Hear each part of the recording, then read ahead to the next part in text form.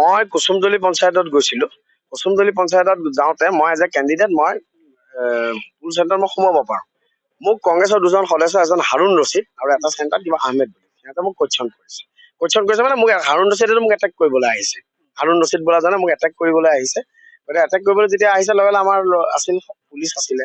কাৰণ আগতে হয় কি এনেকে নো এণ্ট্ৰি কৰি দিয়ে কংগ্ৰেছৰ মানুহে ৰখিব লৈছে। বিপক্ষ দলৰ মানুহক পুলিং চেণ্টাৰত যাব নিদিয়ে, নো এণ্ট্ৰি থাকে। এইবাৰতো নো এণ্ট্ৰি নহয়, এইবাৰতো পুৰা free and fair election. Free and fair election হোৱাতে মই আগতে কৈছো 2011 2016 আমি জিকিলোহেঁতেন।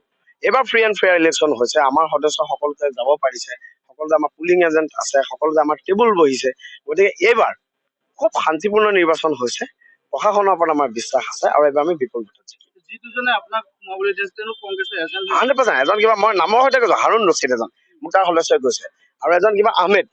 তেওঁ মোক পুলিং চেণ্টাৰ মই যেতিয়া সোমাইছো, প্ৰিজাইডিং অফিচাৰৰ সন্মুখতে মোক কোৱেশ্যন কৰিছে এওঁ কেনেকে সোমাব বুলি কৈ মোলৈ চোচা মাৰি আছে। মোলৈ চোচা মাৰি আহোঁতে মই হাতখন মানে অলপ হেৰি কৰিব লগা হৈছে। এজনকতো ধৰিছে বুলি শুনিছো, আন এজনৰ এগেইনষ্টত আমি কৰিছো। গতিকে এইবাৰ সেইবোৰ নাখাটিব। গব্বৰ সিঙৰ, ৰকিবুল হুছেইন ডাঙৰীয়া যিটো গব্বৰ সিঙৰ ৰাজনীতি কৰিছে বুলি কয়, তেখেতে কয় মানুহক চৰিয়াব লাগে, সাংবাদিকক আক্ৰমণ কৰিব লাগে। এইবোৰ আক্ৰমণটো এইবাৰ নহব।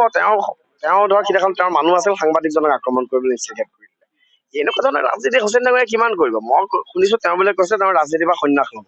তেওঁ সন্ন্যাস ল'ব নালাগে, অসমৰ ৰাইজে তেখেতক সন্ন্যাস দি দিলে। দ্বিতীয় কথা, আমাৰ কংগ্ৰেছৰ যিগৰাকী প্ৰাৰ্থী, তেওঁতো কংগ্ৰেছৰ কেণ্ডিডেট হৈ ইলেকশ্যন নেখেলিলে।